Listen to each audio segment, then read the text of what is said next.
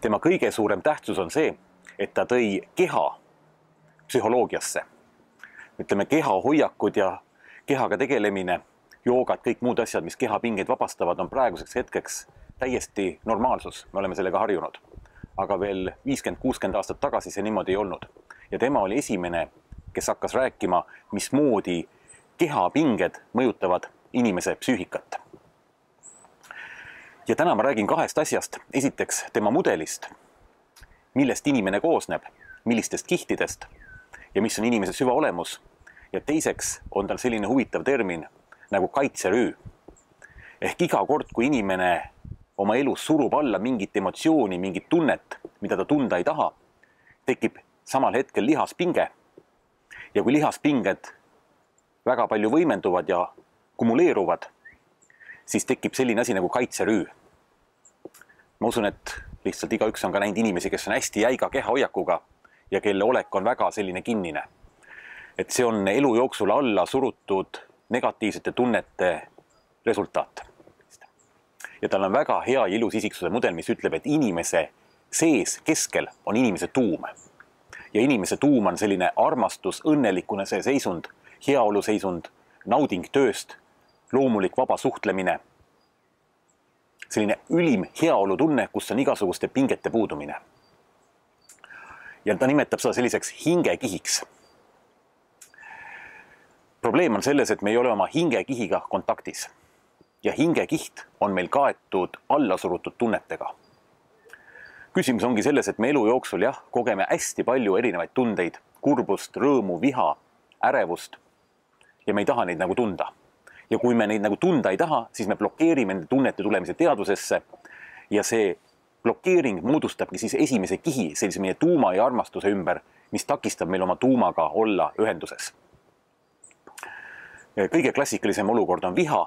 Kui inimesel on olukord, kus ta tunneb ennast abituna või võib põhjustada temas vihatunnet, siis vihaimpulssi meie ühiskond ei soodusta. Ma ei mõtle selle väljendumist. Ma ei mõtle, et viha peaks kuskil aktiivselt väljendama. Ma mõtlen selle tunde teadvustamist. Ja kui see tunne teadvusesse ei jõua, siis vähehaaval hakkabki moodustama selline lihaspingete ehk kaitsekiht. Nende tunnete kohta on ka oma järjekord. Millised tunded on kõige kaugemal sinu olemusest ja millised on lähemal. Kõige kaugemal on jõuetus ja abitus. Sealt on päris tükk maad oma olemusega kokku saamiseni. Jõuetus, abitus on milleski põhjustatud. Ja jõuetus, abituse läbimisel tuleb inimeses soov kätte maksta. Kättemaks ja viha, mis on tegelikult natukene lähemal oma olemusele. Ja kuigi need mõlemad on ühiskonnas mitte soovitud tunded. Ja järjekordselt ma ei räägi selle kättemaksu elluviimisest, ma räägin selle tunde tundmisest. Kättemaksu ja viha järel järgneb masendus. Selline depressioon. Sa oled elus pettunud. Ja kui see tunne on ka läbitud, siis tekib lootus. Ja peale lootust on võimalik siseneda armastuse kihti. See on ka põhjus, miks pärast depressiooni läbinud inimesed võivad pääseda väga headesse ja positiivsetesse tunnetesse, sest nad on need tunded läbi käinud. Depressioon võib olla inimese normaalne reaktsioon, et vabaneda elus kujunenud raskustest. Ehk, nagu ütleb antipsühhiaatria, normaalne reaktsioon elus olnud kogetud ebanormaalsetele olukordadele. See on organismi spontaanne püüe ennast tervendada. See tunnete kiht on sarnane Freudi terminiga iid, kus on siis kadedus ja viha, meeleheide, kõik sellised allasurutud negatiivsed tunded. Aga see on nüüd alles selline teine kiht. Esimene oli siis sügavolemus, teine kiht olid siis tunded. Ja tunded on kaetud lihaspingetega ehk lihaskaitsekihiga. Kui inimene tunneb mingit tunnet, seda tunda ei taha, tõmbame keha pingesse, siis need tunded salvestuvad inimeses silelihastesse ja võivad säilida seal pingetena aastakümneid. Ja hiljem spetsiaalsete kehaliikumiste teraapiatega on võimalik neid vabastada, aga lihaspingetel on hästi lihtne ülesanne. Nende ülesanne on takistada selle emotsiooni jõudmist teadvusesse. Et inimene, kes mitte midagi ei tunne, nendel on enamasti väga jäigad kehakaitsed. Reich ütles, et inimesed peavad igas olukorras reageerima emotsionaalselt kogu kehaga. Ei ole võimalik, et inimene ütleb nii, et jah, ma olen õnnelik. Et siin ei ole õnnetunnet sees. Tunded on blokeeritud. Lihaspingete vabastamiseks on mitmeid meetodeid.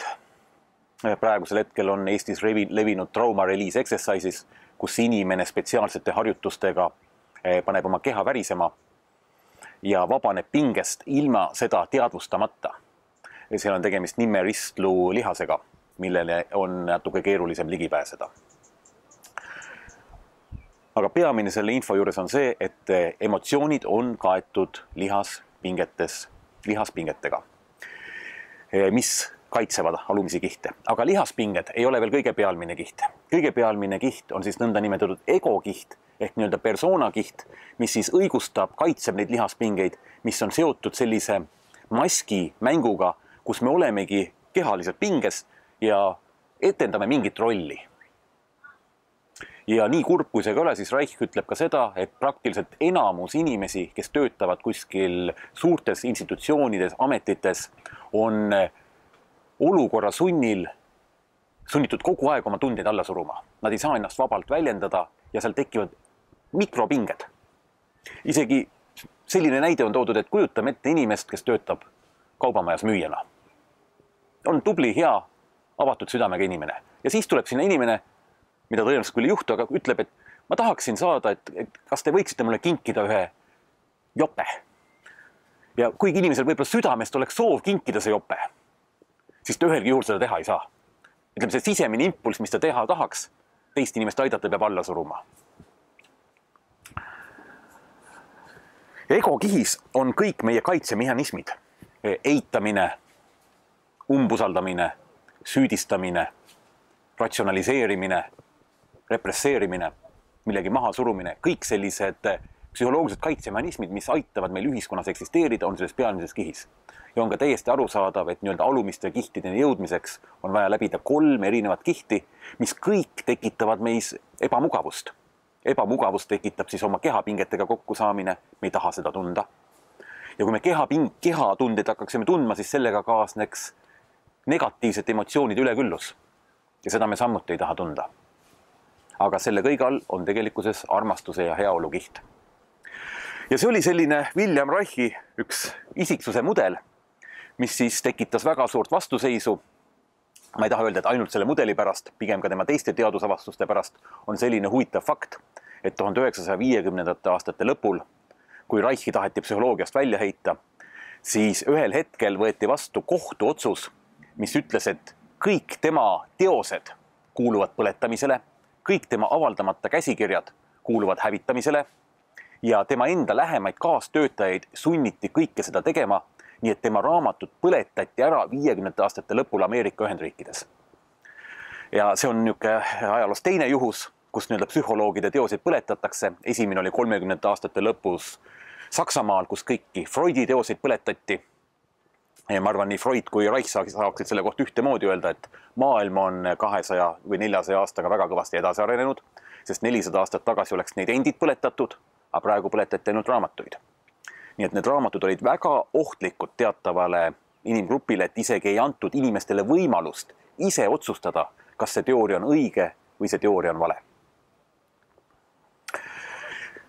Siit kohalt ma lähen üle Reichi teise huvitava teoreetilise kontseptsiooni juurde. Nagu ma eelnevalt mainisin, on inimeses olemas kaitserüü, mis moodustub elu jooksul. Reich oma teostes kirjeldab, et mismoodi alates väiksest lapsest õpetatakse inimesi oma loomulikke, looduslikke impulsse alla suruma. Alates potitreeningust, kus laps pannakse potile ja ta peab seal oma asja ära tegema. Reich ütleb lihtsalt, et laps peab ise olema valmis selleks ja soovi avaldama. Nii et juba esimestes kordades pannakse inimene olukorda, kus ta peab midagi tegema oma olemuse vastaselt. Ja see asi kogu aeg elu jooksul suureneb. Ja lihaspinged loomulikult kogu aeg suurenevad, kuni moodustub kaitserüü. Kaitserüü probleem on see, et inimene ise ei ole oma kaitserüüst teadlik. Kõrvalt on seda võimalik näha. Kaitserüü eesmärk on hästi lihtne. Selle eesmärk on kaitsta meid valu eest, kaitsta meid ebameeldivate tunnete eest. Aga koos selle valu eest kaitsmisega me kaitseme ennast ka rõõmu ja naudingu eest.